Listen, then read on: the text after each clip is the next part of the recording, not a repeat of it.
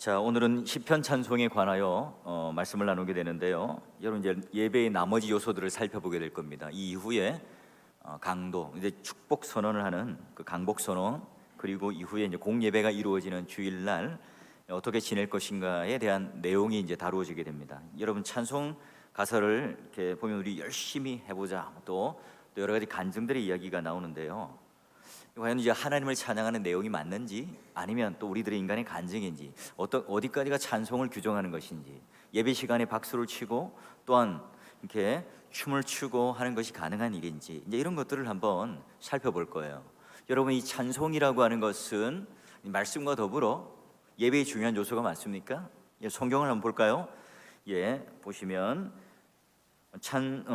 이사야서 또는 시편, 골로새서, 또 시편 150편을 보게 되면 하나님께서 우리를 지으신 목적 자체가 예배를 드리며 또한 찬송을 하기 위하여 지었다, 이렇게 성경은 정확하게 이야기합니다. 그러니 여러분, 찬송은 단순한 노래가 아니죠. 하나님께, 누구에게요? 하나님께 드리는 찬미의 제사고 입술의 열매입니다. 예배가 가지고 있는 가장 중요한, 가장 본질적인 성격을 드러내는 것 중 하나가 바로 말씀이기도 하고 또한 찬송이기도 합니다. 설교 없는 예배가 없듯이 찬송이 없는 예배가 없죠. 이 구약 시대부터 신약에 이르기까지 이런 찬송을 빼고 예배를 드리는 예는 없었습니다. 그러니 항상 설교, 찬송, 기도, 성찬은 예배의 가장 중요한 요소였고 중심축이었어요. 찬송은 그러니 이제 하나님을 높이는 일이고, 하나님이 누구이신지, 하나님 속성, 하나님 성품, 하나님이 하신 일, 또한 하나님께 영광을 돌리는 일이 바로 찬송이에요. 그가 세우신 교회의 영광을 높이고 그가 하신 그런 구속사역에 대하여 감사함으로, 또는 우리 죄악을 드러내는 연약한 이를 고백하는 것이 바로 찬송입니다. 근데 여러분, 찬송에는 인간의 어떤 공로, 인간의 어떤 감정과 간증이 들어갈 수가 없겠죠. 이제 그런 종이라면요, 우리 죄의 무익함, 그리고 그 가운데서도 역사하시는 하나님의 긍휼과 구원 사역을 설명하고 찬양하는 것이 바로 찬양입니다. 우리 작년 우리 10월달에 했던 것처럼 오직 하나님께 영광, 솔리데오, 글로리아라고 하는 이 개념처럼 바로 찬송의 모든 내용은 바로 하나님을 향해 있고 하나님이 바로 찬송을 받으시는 대상이라는 점을 인식하고 하는 거예요. 자, 그러면 우리가 이게 부르는 이 찬송가, 찬송가 이 안에 있는 곡들이 다 그러면 하나님을 속성, 하나님을 찬양하는 게 다 맞습니까? 여러분 잘 살펴보면 아닌 경우도 있죠. 나의 사랑하는 죄 비록 헤어졌으나, 이건 이제 제가 성경에 관련된 우리 간증이기도 합니다. 이런 게 다 그럼 찬송간에 들어갈 수 있는가? 이런 고민들이 우리에게는 있는 거예요. 이게 엄격하게 찬송이라고 하는 이 규정을 정한다면 우리가 여기 안에 찬송이 이렇게 많이 남지 않습니다. 자, 그러면 우리는 이제 예배 모범을 통해서 어떻게 그러면 찬송을 규정하는가? 그 당시에는 여러분 찬송이라고 하는 것이 시편 찬송이었기 때문에 거기 관련된 내용이에요. 자, 보면 시편 찬송은 그리스도인의 의무인데요. 우리 한번 읽어볼까요? 김동환 종이 똑바로 쳐요. 회중이 함께 공적으로 모인 자리에서나 또한 사적으로 가정이 모인 자리에서 시편 찬송으로 하나님을 찬송하는 것은 그리스도인의 의무다. 뭐라고요? 그리스도인의 의무라고 말했습니다. 여러분, 회중이라는 단어가 보이세요? 회중이 함께, 이게 나중에 이제 계속 등장하는 단어가 될 거예요. 이게 바로 종교개혁의 가장 중요한 산물입니다. 음악의 전문성을 가진 사람이거나 또는 감각적인 자극을 중시한다거나 가사를 이해하지 못한 채 그냥 읊조리도 하는 것이 아니라 바로 온 회중이 정확하게 가사의 뜻을 이해하고 또한 찬송의 어떤 의미를 안 다음에 모든 회중이 함께 부르는 것이, 그게 바로 의무다 하는 거예요. 그러니까 우리가 여러분 함께 찬송을 부를 때 이 교회가 들썩거릴 정도로 우리는 크게 찬송을 불러야 합니다. 이 목사가 이 마이크라고 하는 도구를 통해서 크게 열심히 잘 부르는 거, 이거는 사실은 맞지 않아요.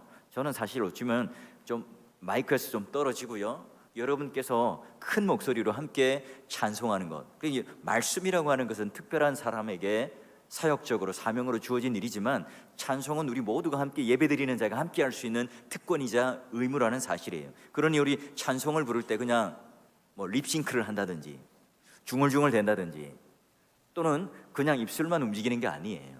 우리 마음으로부터 이해된 그 가사의 뜻을 이해하며 함께 열심히 최선을 다해서 부르는 거예요. 목사님, 저 너무 음치예요. 음정 박자가 다 맞지 않는 사람이랍니다. 그래서 우리가 찬송을 부를 때 저 때문에 방해가 될 수 괜찮습니다. 괜찮습니다. 하나님은 그런 세련되고 아름다운 음악을만을 이렇게 즐기시는 분이 아니라는 거예요. 그러면 여러분 중세 시대로 돌아가는 거예요. 중세 시대는요, 훈련된 이 제사장들, 레위인들처럼 아주 전문가적인 사역 집단 또는 사역 훈련을 받은 사람들만이 찬송을 부를 수 있었죠. 온 회중이 찬송에 참여하는 것은 있을 수 없는 일이었습니다. 게다가 찬송가 가사 자체가 라틴어였기 때문에 우리가 이해할 수 있는 자국의 언어로 들릴 수 있는 찬송이 아닙니다. 이 찬송 자체를 부르는 성가대석 또는 찬송대석도 분리가 돼 있었죠. 오늘날 이렇게 잘 보여요. 그죠? 서로 맞대면하면서 누가 조는지 누가 깜빡거리는지 서로 볼 수 있습니다. 근데 여러분 우리 저와 함께 종교개혁 탐방을 가보신 분들은 알지만 저 강대산 끝에 있고 우리 찬양대석은 이게 별도로 가려진 채로 양옆쪽으로 이렇게 퍼져 있어서 일반 성도들이 볼 수가 없어요. 또 거기 접근할 수도 없죠. 그래서 저 멀리서 들려오는 마치 천상의 소리처럼 이게 공명이 되어서 들려오는 찬송가만 들을 수 있지 온 회중이 찬송에 참여할 수 있는 게 아니었어요. 자, 그러니 종교개혁이 우리에게 전해준 가장 중요한 것은 중세 시대에 특정한 사람들이 불렀던 이 찬양이 아니라, 자 여러분 이 그림을 보면 이 양옆에 이제 이게 성인들의 무덤도 있고요. 이 양옆에 보이지 않는 곳에 바로 찬송을 부를 수 있는 성가대가 따로 자리를 앉아 불렀다는 겁니다. 여러분 다시 한번 유럽에 여러분 갈 기회가 있으면 꼭 확인을 해보세요. 그냥 여러분 바깥에서 성당 사진만 찍고 또는 그냥 뭐 에펠탑이라든지 여러분 박물관 가서 사진 찍기만 바빴잖아요. 그러지 마시고 배운 자답게 들어가서 찬양대 위치가 어디에 있었는지, 강대상 위치가 어디에 있는지, 우리가 알고 있는 고해 성사를 하는 그런 그 장소는 또 어디인지 이런 것들을 좀 잘 염두에 두면서, 그러면 똑같은 유럽이지만 로마 가톨릭 교회와 우리 개혁 교회의 안에 내부적 구조와 신학적인 의미가 무엇인지를 한번 살펴보면서 여행을 하시면 굉장히 유익한 여행이 될 거예요. 자, 그러면 이제 유의할 점이 뭔가? 자, 그러면 가사를 이해하고 마음으로 하는데요. 읽어볼까요? 시편으로 찬송할 때의 목소리는 곡조에 맞게 엄숙하게 해야 하며 가장 주의해야 할 것은 가사를 이해하고 마음에서부터 은혜로 주님께 노래해야만 하는 것이다. 이 한 문장에 다 담겨 있죠. 목소리는 곡조에 맞게 엄숙하게 해야 한다. 그래서 여러분 목사의 가장 중요한 역할 중에 하나가, 직무 중에 하나가 말씀 전하는 것과 찬송을 가르치는 거예요. 찬송을 가르친다는 것은 음정 박자를 잘해서 꾀꼬리 같은 목소리로 노래를 가르치라는 말이 아니라 이 가사를 성도들이 잘 이해할 수 있도록 이 가사의 뜻이 무엇인지를 설명을 잘 해서 성도들이 찬양을 부를 때에 그냥 목소리로 부르는 것이 아니라 마음으로부터 받은 은혜를 누구를 향해요? 주님께 노래하는 것으로 노래를 함께 해야 한다. 마음을 다해서 불러라 해요. 그래서 우리 오늘 이 말씀도 보면 신령과 찬송, 신령한 노래들로 서로 화답하며 마음으로 주께 노래하며 찬송을 하라. 그리고 오늘 이 말씀이 우리 마음속에 풍성히 거할 때 시와 찬송과 신령한 노래로 감사하는 마음으로 하나님을 찬양하라고 성경에는 분명히 이야기하고 있습니다. 여러분 웨스트민스터 신앙 고백서도 마찬가지예요. 마음의 은혜로부터 시편을 불러라 이렇게 얘기를 합니다. 자, 그러기에 여러분 우리가 비록 찬송가가 얼마나 우리가 아름다운 곡조로 솜씨있게 하느냐가 중요한 게 아니라, 그러면 여러분 노래 잘 부르는 사람 아니면 성악가를 데려다가 하면 될 겁니다. 여러분 우리 호산나 찬양대 날로 발전하고 있잖아요. 어떤 때는 불안할 때가 있었어요. 처음에 손님 모셔다 놓고 하는데 음정 박자 틀리면 어떡하지 이렇게 했는데 은혜롭게 지금 날로 발전하면서 아주 찬양대의 모습으로 위용을 갖추고 있습니다. 여러분 우리가 이게 찬송을 얼마나 잘 부르는가에 그게 기준이 아니라 바로 내가 얼마나 이 가사의 의도를 잘 이해하고 얼마나 내가 마음으로부터 다한 은혜를 가지고 찬송을 부르는가, 이게 바로 중요한 바로 찬송의 그런 의미라는 거고요. 마음으로부터 은혜로 시편 찬송을 불러라. 그러니 여러분 시편에 대하여 한 구절 한 구절 시편에 대한 전체적인 이해를 하고 있을 때 시편 찬송을 할 때 시편의 의미를 내가 제대로 이해하며 부를 수 있겠죠. 왜냐하면 시편이라고 하는 말씀 자체가 찬송가 가사였기 때문에 그냥 부를 수 없는 거예요. 시편을 들어야, 시편을 이해해야 노래를 제대로 부를 수 있는 겁니다. 그러면 여러분, 오늘날 한번 이제 고민을 해보죠. 우리가 찬송가를 여러분 들고 다니시는 분 있습니까? 라고 묻는 게 제가 바보죠. 찬송가와 성경책은 항상 들고 다녀야 되잖아요. 왜죠? 뭐 베개로 사용한다든지 또는 무슨 게 장식용으로 사용하는 게 아니라 가사를 펴서 가사를 꼭꼭 씹듯이 읽으면서 찬송을 불러야 합니다. 그래서 여러분, 우리 그 총회 그 헌법의 예배 모범에도 보면, 자, 한번 읽어볼래요? 하나님을 찬송하는 노래를 부를 때는 정성으로 하며 그 묻을 깨달으며 곡조에 맞추어 주께 우리 마음을 다해야 할지니, 음악의 지식을 연습하여 우리의 마음으로 하나님을 찬양하는 동시에 또한 우리 음성으로도 하나님을 찬송하는 것이 옳고, 교훈은 반드시 찬송책을 준비하여 함께 찬양하는 것이 마땅하다. 이 성경책은 안 나오는데 찬송책은 왜 준비를 하라는 거죠? 성경은 워낙 이제 당연한 거니까. 요즘엔 여러분 성경과 찬송이 붙어 있잖아요. 옛날에는 여러분 떨어져 있었잖아요, 그죠?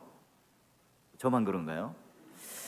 자, 그래서 여러분 그 당시에 뭐 성경을 들고 다니는 건 너무나 당연한 거였고, 찬송은 잘 들고 다니지 않으니까 이제 찬송도 준비를 하라, 찬양하는 것이 마땅하다 하는 것이 오늘 그 예배 모범이죠. 그래서 예배 모범이 좀 오늘날을 좀 바뀌어야 된다면, 성경과 찬송이 합본돼 있잖아요. 그래서 성경과 찬송을 함께 들고 다니라, 이렇게 바꾸면 좋겠죠. 그러니 여러분, 장로교의 헌법도 마찬가지입니다. 우리가 가사의 뜻을 잘 음미하면서 들어야 된다는 거고요. 오늘날 여러분, 우리가 빔 프로젝트라든지 우리 교회 같은 경우는 또 이렇게 좋은 액정이 있기 때문에 가사를 너무나 친절하게 잘 띄워줍니다. 그래서 여러분 들고 다니고 싶지를 않아요. 근데 어떻게 해요? 가급적이면 여러분 내년부터는 찬송가 가사를 안 띄우려고 그래요. 충격적입니까? 제 개인적인 바람이에요. 정한 바는 없는데, 그래서 여러분 찬송과 성경을, 근데 주일날 공예배 때 이렇게 성경 구절을 하나씩 다 찾아가면 설교가 한 2시간 걸릴 것 같아요. 하나씩 다 찾아서 빨간 줄 긋고 형광펜 치라 그러면 걸릴 것 같아요. 그러니까 여러분, 우리가 새 가족 또는 이 교회에 익숙치 못한 사람들을 위해서 찬송가는 띄우지만, 여러분 어떻게 해요? 찬송가를 들고 다니시면서 딱 멋지게 들고, 그리고 찬송 가사를 하나하나 음미하면서 크게, 목소리를 크게 내어서 부르셔야 한다는 거고요. 자, 그리고 이제 온 회중을 참여를 위한 방안 볼까요? 온 회중이 다 함께 참여해야 하므로 그를 읽을 줄 아는 모든 사람은 시편 찬송가를 가지고 참여할 것이요, 나이나 다른 이유로 그를 읽을 수 없는 이들은 그를 읽는 법을 배우도록 권면한다.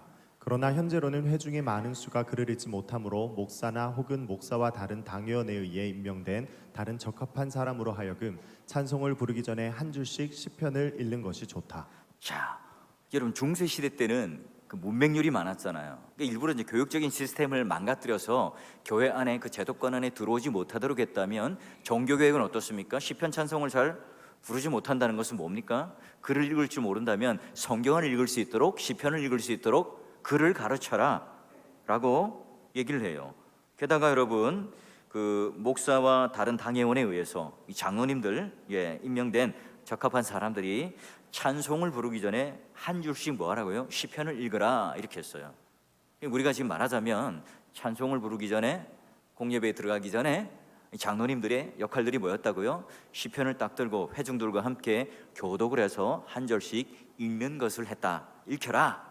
그렇게 해서 시편의 뜻이 무엇인지를 잘 음미하고 오늘 부를 시편에 대해서 잘 음미하고 찬송을 부르는 것이 좋겠다, 이렇게 얘기를 해요. 자, 그럼 웨스트민스터 신앙고백서, 웨스트민스터 예배 모범을 보게 되면 시편 찬송에 대하여 계속 얘기를 하죠. 여러분, 오늘날 우리가 그 시편 찬송에 대해서 크게 관심이 없어요. 근데 뭐 얼마 전에 이제 우리 서창원 목사님을 통해서 우리 교단도 하나 만들긴 했는데, 만드는지 여러분 모르죠. 저만 가지고 있을 거예요. 관심이 있었으니까. 자, 프랑스 교회교회나 스코틀랜드 개혁교회 같은 경우도 시편 찬송을요, 전 교인이 같이 함께 부릅니다. 어떤 교회는 이제 반주도 없이 그냥 시편 찬송을 외워서 부르는 교회도 있어요. 자, 그러면 우리 한국 교회는 어떤가? 예배 모범을 보니까 시와 찬송이라 돼 있어요. 뭐죠? 이 시가 시편 찬송을 말하는 거예요. 한국 장로교회가 이런 시편 찬송의 전통을 이렇게 이어받기는 제대로 하지는 못했지만 그러나 이제 예배 모범의 흔적 속에 있다는 거예요. 자, 그런데 이게 우리가 지금 이 장로교 전통 안에 시편 찬송이 잘 불려지지 않는다는 것이 안타까운 일이기도 합니다.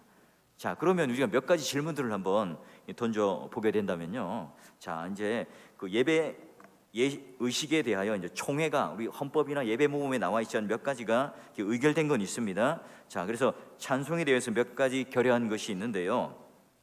불신자의 어떤 그 지필된 시 같은 경우는 찬송가에 뺀다. 그러니까 찬송에 들어오면서 이게 예수를 믿지 않는 사람의 가사인데도 들어온 경우도 있었다는 거예요.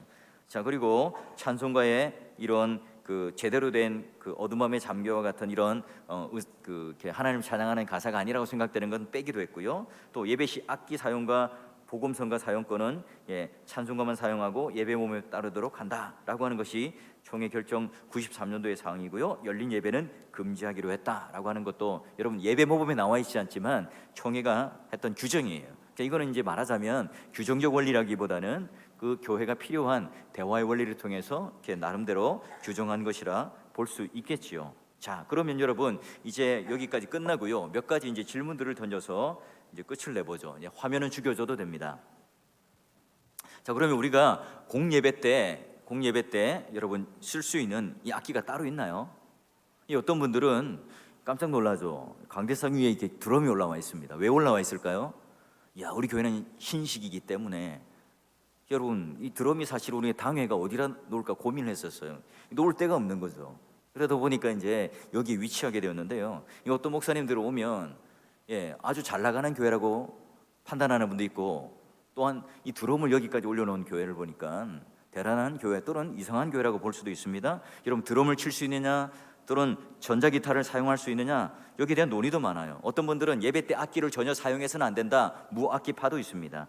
근데 여러분, 이것을 우리가 사용하느냐 마느냐는 그 본질적인 가치에 초점을 두기보다는 오늘 우리가 있는 또 주변적이고 지역적인 것이라 할 수 있어요.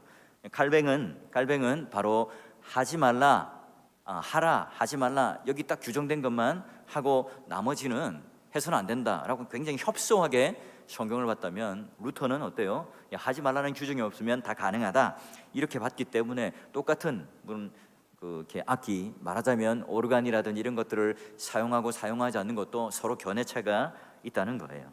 근데 여러분, 무엇보다도 중요한 건 악기를 왜 우리가 사용하죠? 사람의 마음을 즐겁게 한다든지 또는 우리 감정을 자극하는 수단을 위해서 해서는 안 된다는 거예요. 아니, 보니까 찬양을 하고 예배 전에 분위기를 이렇게 좀 업시켜야 되는데 좀 드럼이 있어야 되겠고 또는 악기가 여러 가지 있어야 되겠고, 그런 수단으로 악기를 사용한다면 그 본래의 목적과 맞지 않다는 거죠. 물론 지금 제가 말씀드리는 것은 공예배에 관련된 하나여서입니다. 우리가 주일 오전에 1, 2부 드리는 이 공예배 안에서의 문제를 지금 논하고 있는 거예요. 자, 그러면 뜨거운 논쟁거리가 된 것은 사실 최근의 일이긴 합니다. 이 공예배가 무엇인지 또는 공예배의 개념을 무엇이라 할 것인지에 대한 고민을 할 때 이런 악기의 문제, 박수의 문제, 손을 들고 하는 찬양하는 문제 또는 찬양대 또는 성가대의 유무의 문제, 이런 것들이 우리에게 생기게 되는 거죠. 그러니 여러분, 예배 모범도 이런 지역적인 것들까지 다 말하지는 않고요, 큰 틀에서만 합의를 하고 그는 교회가 상황에 맞게끔 또한 할 수 있도록 한 거죠. 여러분, 드럼을 내가 아무리 교회 사용하고 싶다고 우리가 아주 좁은 지하에서 개척교회를 하고 있는 분들은 하기가 쉽지 않죠. 치는 사람도 없고 또 쳤다가는 당장 쫓겨납니다. 그렇기 때문에 여러 가지 사용한 거 변수가 있습니다. 이제 그런 분들은 무조건 또 이걸 하고 있는 교회에 대해서 폄훼하거나 비판을 해서는 안 되겠죠. 그렇기 때문에 우리가 이 악기를 사용하는 이 문제에 있어서는 좀 더 그런 이해관계 속에서 대화의 원리를 통해서 우리가 이 사람의 감정을 자극하기 위해서 인위적인 것으로 사용하는 것이냐, 아니면 정말 하나님을 찬양하고 높이는데 우리가 열심을 내어 함께하는 모든 악기가 어우러지는 어떤 하모니 또는 우리의 열심인가 하는 것을 잘 판단하셔야 되고요. 또 이제 공예배 중에 박수를 한번 볼까요? 여러분, 이게 가장 초미의 관심사일 겁니다. 이 개신교 예배에서 이제 박수는 일반적인 하나의 행위가 되었죠. 이런 저런 이유로 우리는 박수를 많이 칩니다. 박수를 치면서 찬송을 부르기도 하고, 여러분 찬양대나 또는 특송, 봉헌송 이런 것들이 끝나고 나면 또는 우리가 축하를 하게 되는 경우 박수도 쳐요. 얼마 전 제가 이제 다른 교회에 말씀을 전하러 갔는데 이 말씀에 전하라고 딱 올라오는데도 사회자가 소개를 하니까 박수를 치시더라고요. 그래서 제가 어떻게 했겠어요? 살짝 피해서 이렇게 모든 영광의 박수는 하나님께 올려드립니다 했더니 다시 더 크게 박수를 치더라고요. 물론 이제 저를 향해서가 아니라 하나님께 한 거죠. 근데 이제 설교를 마치고 내려가는데도 수고하신 우리 강사 목사님께 박수를 칩시다. 박수를 또 치시더라고요. 이미 이제 강대상에 내려가 있었으니까 뭐 상관은 없습니다. 근데 또 우리가 이런 박수를 치는 게 과연 성경적으로 타당한가? 박수에 관련된 성경 구절을 보면 예배 중에 박수를 친 경우는 없어요. 사실은 예배 중에 박수를 치는 것은 또한 명시적으로 금지한 구절도 없어요. 그러니까 박수에 관한 규정이 정확하게 있느냐 없느냐 말하기 쉽지 않습니다. 그러면 우리 어떻게 할 것인가? 물론 우리가 이제 당회가 함께 잘 고민해서 신학적인 이유와 문화적인 이유와 성경적인 이유를 잘 들어서 이제 내년부터 우리는 어떻게 할 것인가에 대한 고민을 하고 정하기는 할 겁니다. 자, 박수는 찬양의 한 수단이 되기도 하죠. 공예배 전에 또는 공예배 아닌 다른 금요기도회, 수요 예배 또는 우리와 오후 예배 같은 경우는 어때요? 마치 이제 악기를 다루 타 악기와 생각하듯이 박수를 치는데 큰 문제는 없을 거예요. 우리가 목소리로만 찬양하지 않고 박수도 치고 또 우리가 몸도 흔들 수 있으면 해도 돼요. 때로는 박수를 치면 이렇게 박자도 맞추고 강약도 조절되기도 하죠. 이제 그런 의미에서 이제 악기와 같은 의미로서 박수를 이해한다면 괜찮겠죠. 그러나 우리가 이제 공예배 안에 무분별하게 박수를 치게 되면 아까 말한 것처럼 철저하게 우리가 하나님을 향하여 찬양하는 이 일에 어떤 인간적인 감정과 고무된 느낌을 가지게 된다면 그게 절제하지 못하게 되면 오히려 우리에게 해가 될 수 있어요. 자, 둘째, 이 박수는 찬양에 대한 응답으로 쓸 수 있을까 하는 문제예요.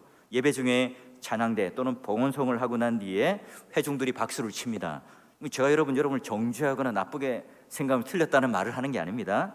자, 이게 여러분 하나님 앞에 우리가 박수를 친다는 것이 1차적으로 우리 찬양들을 위하여 수고했다, 잘했다라고 하는 칭찬의 의미를 담고 있는 것 아닙니까? 그렇게 되면 여러분 우리 오직 하나님께만 영광을 돌린다는 이 의미와는 맞지가 않겠죠. 그럼 성경적인 답은 뭘까요? 성경에서는 찬양대가 찬양을 하고 나면 박수를 쳤을까? 역대상 16장에 보면요 좋은 예가 있습니다. 다윗과 아삽과 그의 형제들이 찬양을 열심히 부르고 또 온 회중을 향하여 하나님을 향하여 찬양을 함께 북돋우는데 합니다. 그리고 나서 이제 역대상 그 16장 36절에 보면 어떻게 화답을 하느냐? 박수를 치는 게 아니라 아멘이라고 화답을 해요. 우리가 바로 회중이 찬양을 듣고 박수로 칭찬하는 것, 이것보다는 성경적인 어떤 그림 속에서 볼 때는 이미 우리가 드려진 그 찬양에 대하여 회중도 함께 동참한다는 의미, 우리 찬양대가 찬양을 올려드리는 이 찬양에 대해 우리도 동의하고 동참하고 하나님을 찬양합니다는 의미로 아멘으로 화답하는 것이 성경적인 그림에 맞지 않을까 싶어요. 물론 여러분 우리가 박수 치는 것이 찬양대가 아니라 하나님을 향하여 박수를 치고 하나님께 영광을 돌립니다 라고 말한다면 그것도 틀렸다, 완전히 틀렸다 라고 말할 수는 없겠죠. 또 셋째, 박수는 친교의 수단이 될 수 있죠. 자, 예배 중에 새신자가 오면 박수를 친다든지 환영할 때, 이 성경적인 예도 마찬가지예요. 열왕기하 11장 12절을 보게 되면 제사장 여호야다가 요아스 왕자에게 왕관을 씌우고 율법책을 주고 할 때에 무리가 다 축하하는 박수를 치게 됩니다. 예배 중에 박수를 칩니다. 이 제사장의 집례적인 공식적인 어떤 의식에서 축하의 박수를 치죠. 그러니까 이 친교의 목적, 하나님께 뭔가 올려드리고 이런 문제가 아니라 친교의 목적으로 박수를 이렇게 아주 절제 있게 친다는 것에 대해서는 크게 문제가 성경 안에는 없었어요.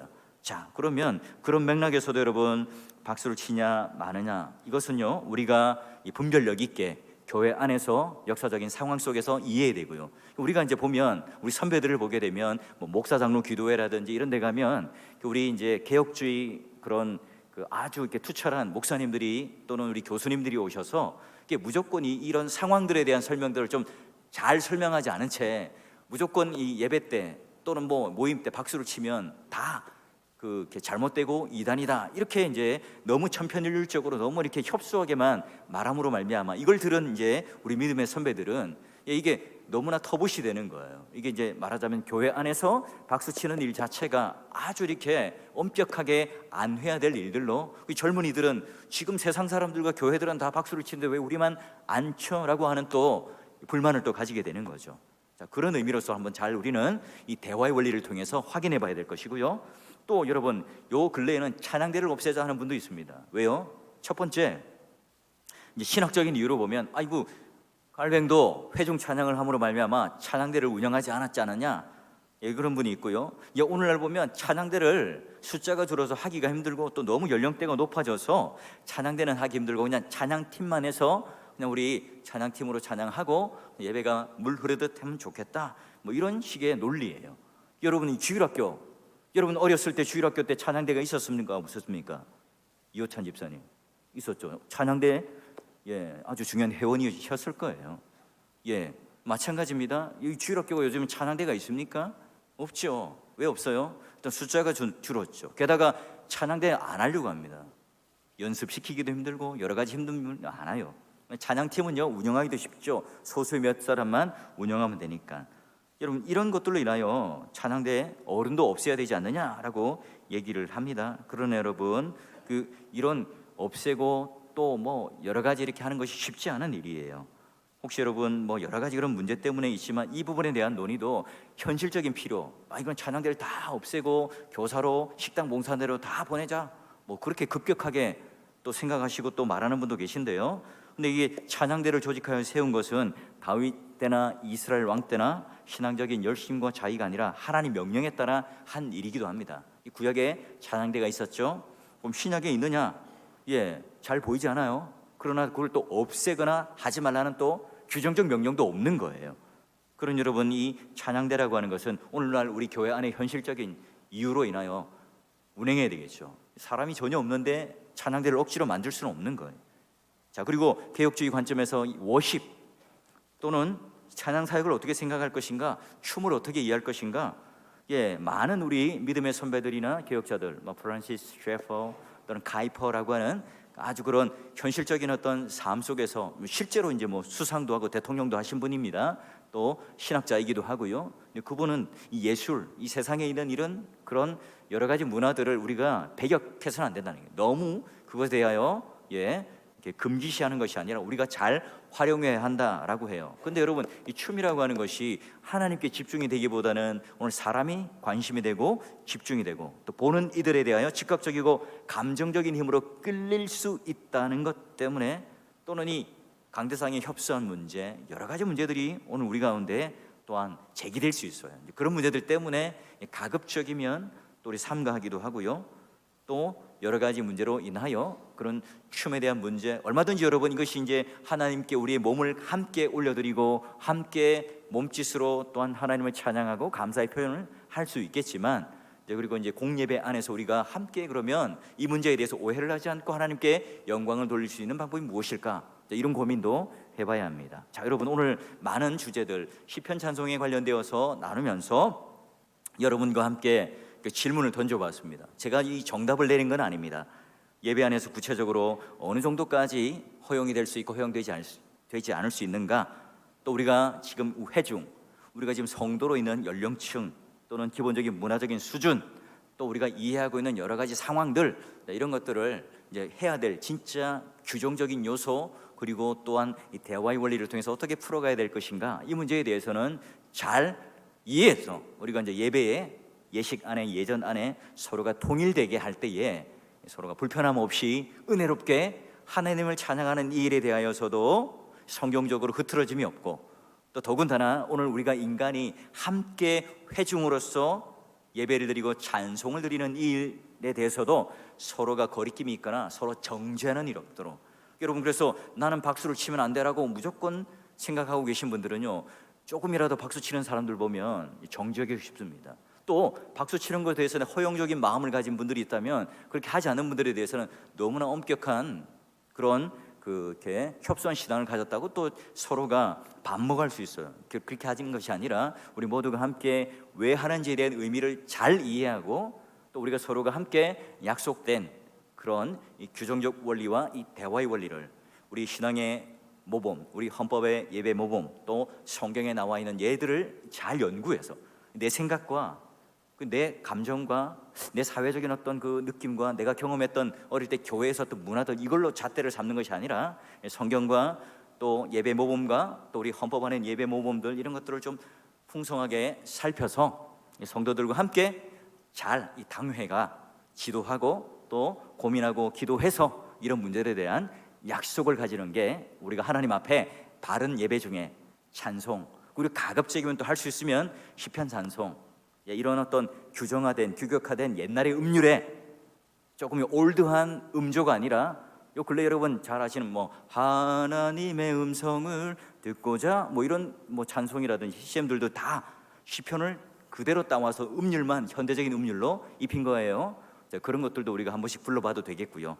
그런 의미로 하나씩 하나씩 우리가 도전하게 된다면 좀 더 풍성한 예배, 바른 예배 속으로 들어갈 수 있겠죠. 여러분 그렇게 함께 노력해 주시고 또 기도하시고 또 여기에 대한 관심을 가지셔서 우리가 한 순서 한 순서마다 신학적인 의미, 성경적인 어떤 배경, 근거, 이런 것들을 생각하고 한 요소 한 요소를 우리가 할 때에 좀 더 힘이 있고 은혜가 있고 수동적인 참여가 아니라 적극적인 참여로 은혜를 받을 수 있겠죠. 여러분 그렇게 함께 동참해 주시고 예배에 대한 기대를 가지시고 찬양도 열심히 함께 해 주시기를 부탁드립니다. 기도할게요.